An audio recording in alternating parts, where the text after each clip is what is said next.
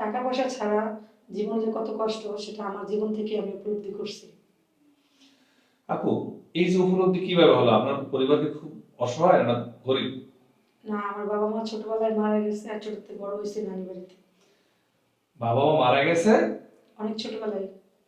এই জন্য বলতেছেন যে টাকা পয়সার অভাব আপনি উপলব্ধি করতে পেরেছেন। হ্যাঁ, তো এখন যে আমাদের মিডিয়ার সামনে আসছেন, এর কারণটা কি? মূলত বিয়ে করার জন্য আসছে, একজন ভালো মনের মানুষ পাবো, তার সাথে সারা জীবন থাকবো। তার কি খুব টাকা পয়সা থাকতে হবে? না না, টাকা পয়সা থাকতে হবে না। টাকা পয়সা না হলে আপনি জীবন কিভাবে চালাবেন?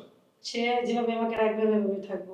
এভাবেই থাকবেন। জি, যদি লোকটার বয়স 40-45, স্ত্রী মারা গেছে, 2টা সন্তান থাকে, সমস্যা নেই। মেনে নেবেন? অবশ্যই। তা আপনার বিয়ের ব্যাপারে কথাবার্তা কে বলবে? এই আপনাদের মাধ্যমে বলবো। যোগাযোগ কি আমাদের মাধ্যমেই করবে? হ্যাঁ, আপনাদের মাধ্যমে বলবো। দর্শক, স্ক্রিনে যে নাম্বারটি দেখছেন, এই নাম্বারটিতে ইমেল এবং হোয়াটসঅ্যাপ আছে। যদি এই উপনামের বোনটিকে আপনাদের ভালো লেগে থাকে তাহলে আমাদের সাথে যোগাযোগ করবেন, আমরা যোগাযোগ করে দেবো। সবাই ভালো থাকবেন। আল্লাহ হাফেজ।